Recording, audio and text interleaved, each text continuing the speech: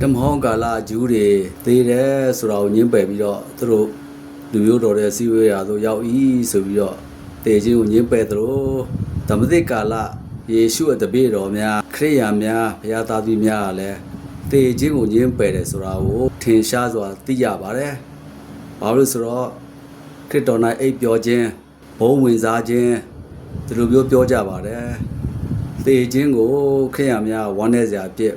ဘယ်တော့မှမရှိပါဘူးအဖဘုရားသခင်အိမ်တော်ကိုပြန်အခြင်းအတွက်ကိုဝမ်းမြောက်ဝမ်းသာနဲ့ပြေချကြပါတယ်အဲ့တော့ပထမဦးစွာခရစ်တော်သေခြင်းကိုဘယ်လိုတွေ့ရတယ်လဲဆိုတော့တဝါကတိုင်မှာအသေးခံပြီးတဲ့နောက်မှာကိုတော်3ရက်နေ့မှာထမြောက်တဲ့အခါမှာ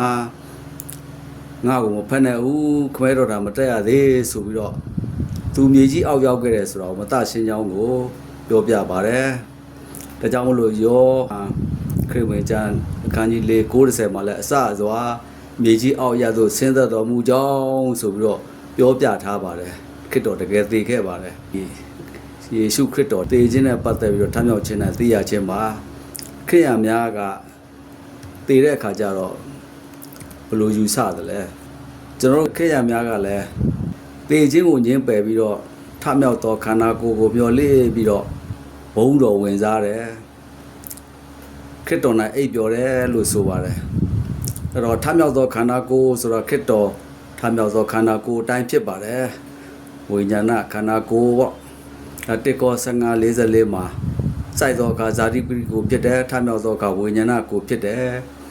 ဒါထမြောက်သောဘုံထင်ရှားသောဝိညာဏခန္ဓာကိုယ်ဖြစ်ပါတယ်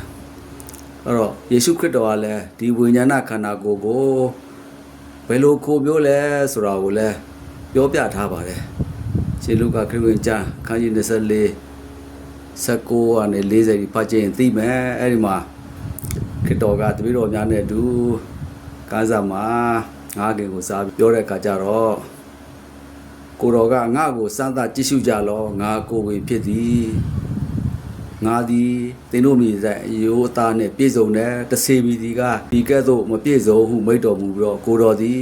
လက်တော်ခြေတော်တို့ကိုရွေးတော်တို့ကိုပြတော်မူတယ်တော့စဉ်းစားကြည့်ရင်ကျွန်တော်ဝိညာဏခန္ဓာကိုယ်ဟာခရစ်တော်ကဲ့သို့မိုးဘယ်သို့တက်သွားလို့ရတယ်လို့မြေကြီးအောက်ကိုဆင်းပြီးတော့လဲမိတ်ဆွေများကိုတွေ့ဆုံလို့ရတဲ့သဘောရှိပါတယ်ဒါဘုံတော်ထင်ရှားသောခန္ဓာကိုယ်အယိုးအသားနဲ့ပြည့်စုံတော့အသွေးလိုင်းကတော့ပျောက်ထွက်သွားတာပဲအသွေးလိုင်းပျောက်သွားတယ်အသွေးလိုင်းဆိုတာအပြစ်သားလိုင်းကယ်တင်ခြင်းလိုင်းဖြစ်ပါတယ်ဒါကြောင့်မလို့ကျွန်တော်တို့ရဲ့သေခြင်းနဲ့ထမြောက်ခြင်းကိုဝမ်းမြောက်ဝမ်းသာစွာသိရှိကြဖို့အနေငယ်ပြောပြပါတယ်အာမင်